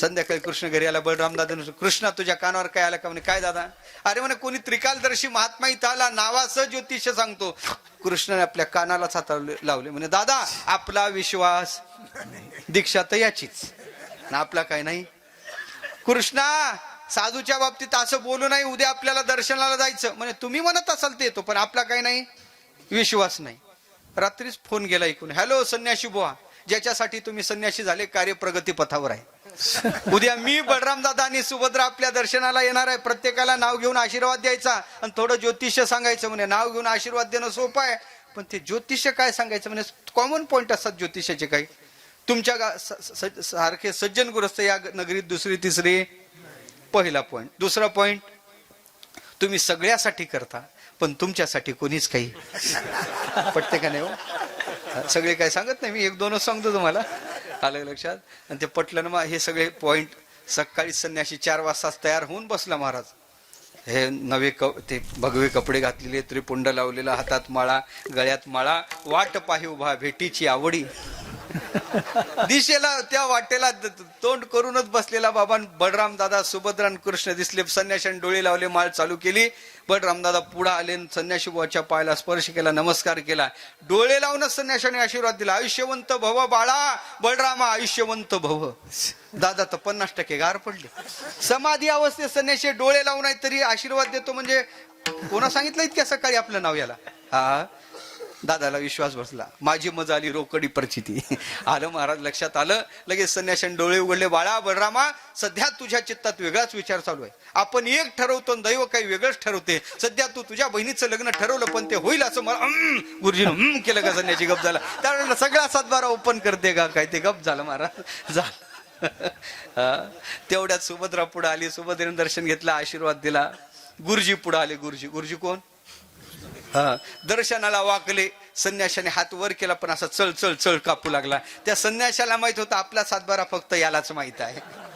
गुरुजीला लक्षात आलं. शिष्य घाबरला. गुरुजीनं नमस्कार करतोय चिमटा घेतला. आशीर्वाद दे, आशीर्वाद, आशीर्वाद. मग आशीर्वाद दिला. म्हणे आयुष्यवंत भव बाळा कृष्ण, आयुष्यवंत भव. म्हणे थोडं ज्योतिष सांगू का तुमचं? म्हणे काय? बलराम दादाने सांगला, हा तुमचा लहान हा भाऊ कृष्ण दिसून हा तुमच्या विरोधातच फॉर्म भरणारा दिसतो. तिने जास्त का भेद काढशील तर त्या सातबारा माझ्याच हातात आहे. ते गप्पच झालं. संन्याशी बुवाला विनंती केली. म्हणे बलराम दादा, उद्या तेवढं आमच्याकडे प्रसादाला यावं. म्हणे वैसे तो हम किसी के घर में जाते नाही. गुरुजीला वाटलं सगळं जुळून आलेलं बिघडवते का? गुरुजीनं हो केलं. तो एवढाच आग्रह आहे तर काही यायला हरकत नाही, पण सोहळ्यात जेवण लागल. दुसरा दिवस उजाडला. वाजत गाजत संन्याशी आला. सोहळ्यात सुभद्रा स्वयंपाक वाढत होती. बाबा एकही वाढ वापस जाऊ देत नव्हता. ती विचारात पडली, हे काय काळातून उठून आलं का काय? तिनं कडी वाढली. तिला वाटलं इथं कोणी नाही, त्रिकालदर्शी महात्मा आहे, आपल्या आतलं विचारलं पाहिजे. म्हणे संन्याशी बुवा, कोणाला सांगत नसाल तर की विचारू का? म्हणे काय? म्हणे माझं प्रेम अर्जुनावर आहे आणि अर्जुनाचं प्रेम माझ्यावर आहे, पण 1 महिन्यापासून अर्जुनाचा काही पत्ता लागत नाही. मोबाईल लावण्याचा प्रयत्न केला पण नॉट रिचेबल सांगत आहे. नेमका त्याचा पत्ता तुम्हाला माहित आहे का? एवढी कढी पिण्यासाठी वाटी उचलली, तशीच वाटी नाही, अर्धी दाढी घेऊन वाटी खाली आली. मग ती त्याच्याकडे पाहत राहिली. यांना कुठं पाहिल्यासारखं. मग तिनं डोळ्यावर पाणी मारलं आणि चिमटा घेऊन म्हणे, हे तर आपलं सोंग दिसते. अहो म्हणे, तुम्ही कसं केलं, माझा कसा विचार केला नाही, आता माझं कसं? म्हणे चिंता नको, फक्त गुरुजींना कपडे दिले, कान फुकायचे बाकीच आहेत. म्हणे आता काय? म्हणे मागच्या दाराला रथ उभा आहे, चटकन चाल. सुभद्रेला घेतलं, रथात बसले. रथ निघला. द्वारपाळाने पाहिलं, धावत आले. बलराम दादाला सांगलं, दादा घात झाला संन्याशाने सुभद्रेला. कृष्ण तिथंच होता. म्हणे कृष्णा, तुझ्या कानावर काही आलं का? म्हणे दादा मी आधीच सांगितलं होतं, आपला विश्वास खेळ तर इथूनच चाललेला होता, आपला काही नाही विश्वास. अरे कृष्णा, आपण आणाय गेलं पाहिजे, चटकन निघ. म्हणे तसं नाही, अविचारानं बोलावलं. आता अविचार करायचं नाही, सैन्य तयार करा. सैन्य तयार करायला दादाला पाठवलं. इकडे फोन लावला, हॅलो संन्याशी बुवा, आम्ही येत आहे. सुभद्रेला रथ चांगला चालवाय जमतो, सुभद्रेला रथ चालवायला बसवा आणि तुम्ही रथात फक्त धनुष्य घेऊन उभे राहा, मारू मात्र नका. फोन विकून गेला. पाठोपाठी हे सैन्य असं तिकडे गेले. कृष्णानं पाहिलं, रथ कोण चालवत आहे? सुभद्रा. आणि हे पाहिल्यानंतर मग बलराम दादाला म्हणतो, कृष्ण दादा जरा पुढं पहा. म्हणे पुढं काय पाहायचं? अरे संन्याशी सुभद्रेला घेऊन जात आहे. म्हणे नाही दादा, जरा डोळे चोळून चष्मा लावून पहा. दादाने डोळे चोळले, चष्मा लावला. मग दादाला काय दिसलो? रथ कोण चालवत होतं? मग रथात बसलेला घेऊन जात असो का रथ चालवणारा घेऊन जात असो? कोण घेऊन जात असते? मग रथ कोण चालवत होतं? सुभद्रा. मग म्हणे दादा, आपल्याला उलटी बातमी भेटली. संन्याशाने सुभद्रेला नेलं नाही, सुभद्रेनं संन्याशाला. मग बलराम दादा म्हणे, सुभद्रा असं का वागत आहे? मग कृष्ण म्हणे, आपलं ते अर्जुन कृष्ण म्हणू लागला, दादा थोडं थोडं माझ्या लक्षात येत आहे. म्हणे काय कृष्ण तुझ्या लक्षात येत आहे? म्हणे दादा, ज्या अर्थी सुभद्रा रथ चालवत आहे त्या अर्थी संन्याशी दुसरा तिसरा नसला पाहिजे, अर्जुनच असला पाहिजे. म्हणे हे तू कशानं म्हणतो? म्हणे हे कशावर म्हणतो? म्हणे दादा, माझ्या कानावर असं आलं होतं, अर्जुनाचं प्रेम सुभद्रेवर आहे आणि सुभद्रेचं प्रेम. म्हणे किसन्या, तुला किती दिवसाचं माहित आहे? म्हणे दादा, मला खूप दिवसाचं माहित आहे. म्हणे मग तू इतके दिवस का सांगितलं नाही? म्हणे तसं तुम्ही ऐकलं. मग आता याच्यात म्हणे तुझा सहभाग दिसतो. यानं खालीच म्हण टाकली. म्हणे तुझंच आहे ना? म्हणे आता जाऊ द्या दादा, झालं गेलं, पार पडलं, झाकली मूठ. लगेच फोन केला, हॅलो संन्याशी बुवा, सुभद्रेला घेऊन वापस रथ घेऊन दादाच्या दर्शनाला या. रथ वळला, जवळ आले, ते धनुष्य ठेवला, दोघांनी दर्शन घेतलं, लग्न झालं, दृष्टांत संपला. सुभद्रेचं आणि अर्जुनाचं लग्न झालं, संपला दृष्टांत. कशाला सांगितलं तुम्ही? अर्जुना याच्यात अभंगात होता म्हणून. महत्वाचा आहे अभंगात. एक दिवस युद्धभूमी चालू आहे आणि युद्धभूमी चालू असतो, देव कृष्ण अर्जुनाला म्हणतात, अर्जुना, संन्याशी होऊन माझी बहीण तू चोरून नेली, तुझ्याविषयी माझ्या चित्तात विकल्प यायला पाहिजे होता, पण तुझ्याविषयी माझ्या चित्तात विकल्प आला नाही. का नाही? तुझं आणि माझं स्वरूप एक आहे म्हणून. संन्याशी होनी तुआ जनी, चोरोनी नेली माझी भगिनी. विकल्प नुपजे म्हणे का, मी तू दोन्ही स्वरूप एक. माझं आणि तुझं स्वरूप एक आहे. जे स्वरूपानं आपण एक आहे हे देवाला सुद्धा मान्य आहे. म्हणून देवते संत, देवते संत. निमित्त मात्र उपहिताचं ऐक्य झालं का उपाधी नाम मात्र बाजूला पडते. निमित्त मात्र प्रतिमा आहेत. एरवी नामरूप तयाचे, पाहता ब्रह्मची दिसे साचे. म्हणून बाबा हा सिद्धांत मी तुम्हाला सांगतो. मी तो सांगत असे भावे, असो ठावे सकळा. हे भावनेनं सांगतो आणि सगळ्याला कळावं म्हणून सांगतो. आता भावनेची भाषा म्हणजे हृदयाची भाषा. सगळ्याला का कळावं, सगळ्याला का कळावं याचा विचार करायचा झाला तर काही गोष्टी सगळ्याला कळाव्या आणि काही गोष्टी काहीला कळव्या. काहीला कळव्या म्हणजे काहीला कळव्या. सगळ्या गोष्टी सगळ्या. अहो घरात बायकोने शिव्या दिल्या, चौकात येऊन सांगायचं जमते का आज माझ्या बायकोनं छान छान शिव्या दिल्या? जमत? असो ठावे सकळा जमत नाही. शल्य सांगाय जमत नाही, वर्म सांगाय जमत नाही. घरात तिजोरीत 50 लाख आहेत आणि चौकात येऊन सांगू लागला, ऐका आमच्या घरी म्हणे आमच्या कपाटात 50 लाख ऊसाचे आणून ठेवलेले आहेत. जमल सांगायला? नाही. 9 गोष्टी सांगायला जमत नाही, नाही जमत. मग सांगावं काय? जगाला काय कळावं? देव कळावा आणि संत कळावं. माफी मागून बोलतो, देव नाही कळला तर फार बिघडत नाही, पण साधू नाही कळला तर बिघडते. आणि साधू देव म्हणून कळावा. म्हणून असो ठावे सकळा. काहीला देवच कळतो. अजातवादी जे आहेत त्यांना देवच कळतो, दुसरं काही मान्यच नाही. द्वैती मतावाले आहेत, काही नास्तिक आहेत, ते संत मानतात पण देव मानत नाहीत. आणि द्वैती मतावाले देव संत मानतात पण दोघात भेद मानतात. पण अद्वैत संप्रदाय, वारकरी संप्रदाय देव संत मानतो पण दोघात अभेद मानतो. संत देव आता विश्वात्मके देवे. हा आता विश्वात्मक हा माझा स्वामी श्री निवृत्ती राजा. हे सगळे शब्द पाहता इथं देव आणि संताच्या अभेदाचं चिंतन केलं. देवते संत, देवते संत. निमित्त त्या प्रतिमा, मी तो सांगत असे भावे, असो ठावे सकळा. देवन संताचा विचार करायचा झाला तर देव निर्गुण निराकार आहे. निराकाराच्या ठिकाणी कोणती इच्छा पूर्ण होणार आहे? पण संताकडे या, येथे इच्छा पुरत असे. कोणत्या इच्छा? ज्ञानाची, सेवेची, सगळ्या इच्छा साधू पूर्ण करू शकतात. घड्याळ पुढे गेलं कथा काय सांगत नाही. आणि त्याच्याही पुढे सांगतो, देव म्हणजे उधार माल आणि साधू म्हणजे नगद माल. म्हणजे देवाची सेवा या जन्मात करायची, पुढं कुठं तरी फल भोगायचं. पण साधूची सेवा याच जन्मात करायची आणि इथंच त्याचं फल भोगायचं. साधूच्या सेवेचं फल काय असेल तर चित्तात समाधान प्राप्त होते. कसं? तात्पुरतं का? नाही. शास्त्राने सांगितलं, सांकुशा विषय तृप्ती, रियम तृप्ती निरंकुशा, कृतम कृत्यम प्रापनीयम प्राप्तमित्यैव तुप्यती. विषयानं प्राप्त होणारी तृप्ती तात्पुरती आहे आणि परमात्म लाभात प्राप्त होणारी तृप्ती कायमची आहे, कधीच न जाणारी आहे. तसं साधूच्या कृपेनं प्राप्त होणारा लाभ, ती तृप्ती कायमची आहे. आणि अशीच सेवा साधूची करून आपल्या जीवनात ती तृप्ती प्राप्त करून घ्यावी. म्हणून त्या साधूच्या सेवेचं फल अभंगाच्या शेवटच्या चरणात महाराज सांगतात. तुका म्हणे रोकडे केले, तुका म्हणे रोकडे केले, तुका म्हणे रोकडे केले, तुका म्हणे रोकडे केले, तुका म्हणे रोकडे केले, तुका म्हणे रोकडे केले,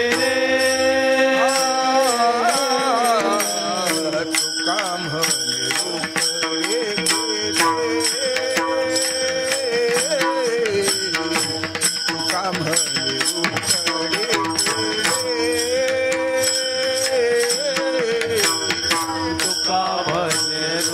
रोकडे केले, तुका म्हणे रोकडे केले.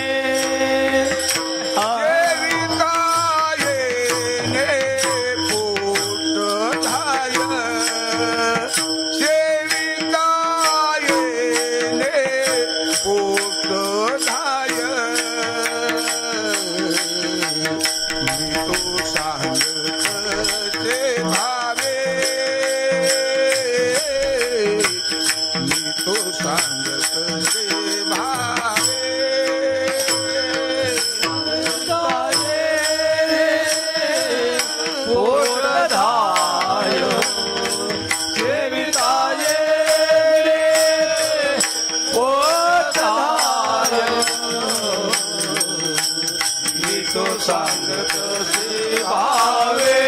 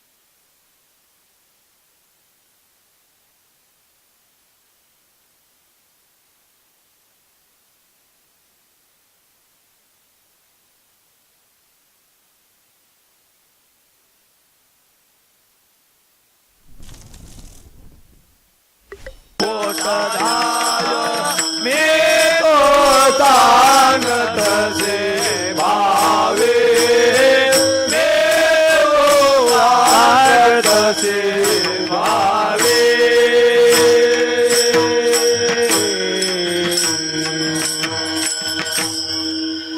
तुका म्हणे रोकडे केने सेविता येणे पोट आहे. अशी संतांची सेवा म्हणजे रोकड माल, नगद माल आहे आणि त्यांच्या सेवेने आपल्याला तृप्तीचा ढेकर भेटतो. आपण सुद्धा त्या संतांची सेवा करतो. खऱ्या अर्थानं ही सेवा ही साधूची सेवा आहे. श्री गुरु शिरवळकर दादांच्या फडावरची ही सेवा आहे. म्हणजे खऱ्या अर्थानं पाहायचं झालं तर संत परंपरा, ओजस्वी तेजस्वी ज्ञानाच्या भक्तीच्या काही परंपरा या महाराष्ट्रात कार्यरत आहेत. भक्ती संप्रदाय, ज्ञान संप्रदायाच्या भरपूर परंपरा आहेत. त्यापैकी परमश्रद्धेय परमपूजनीय श्री गुरु शिरवळकर दादांची ही परंपरा आहे. ती ओजस्वी परंपरा आजही ती चालू आहे. आमचे भागवत महाराज त्यांच्या खांद्यावर ही सध्या धुरा आहे. आमचे पुढं बसलेले आदरणीय श्रद्धेय उद्बोध महाराज पैठणकर, नाथ संप्रदायाची परंपरा त्यांच्या खांद्यावर आहे. अशा भरपूरशा भक्ती संप्रदायाच्या आणि ज्ञान संप्रदायाच्या परंपरा इथं कार्यरत आहे. अशा संतांच्या या परंपरेत आपल्याला त्या संतांची सेवा घडावी आणि हेच आपल्या जीवनात खऱ्या अर्थानं सेविता येणे पोट धाये. पोट धाये म्हणजे तृप्तीचा ढेकर आपल्याला प्राप्त व्हावा ही सद्भावना करतो. झालेली सेवा देवाच्या चरणी समर्पण करतो. गुरुजीला कोटी कोटी धन्यवाद देतो. खऱ्या अर्थानं पाहायचं झालं तर याही वयात इतक्या तत्परतेनं ते परमार्थात प्रवृत्त आहेत आणि अट्टहास आहे. पुन्हा अट्टहास आहे. आलेच पाहिजे, केलंच पाहिजे, हा अट्टहास आहे. आणि विशेषत्वानं पाहायचं झालं तर केलेला परमार्थ गप्प बसू देत नाही. आयुष्यभर केलेला परमार्थ ते त्यांना गप्प बसू देत नाही. म्हणून अशा प्रकारे शुद्ध परमार्थ ज्या महात्म्यांनी केला असं ते त्यांचं जीवन आहे. म्हणून त्यांना कोटी धन्यवाद देतो. नवानीला थांबवतो. मोठ्या प्रमाणात एकदा ज्ञानोबा माऊली तुकाराम ज्ञानोबा माऊली जय जय ज्ञानोबा माऊली जय जय ज्ञानोबा माऊली जय जय ज्ञानोबा माऊली जय जय ज्ञानोबा माऊली जय जय पुंडलिक वरदा हरी विठ्ठल श्री स्वामी ज्ञानेश्वर जय जय ज्ञानोबा माऊली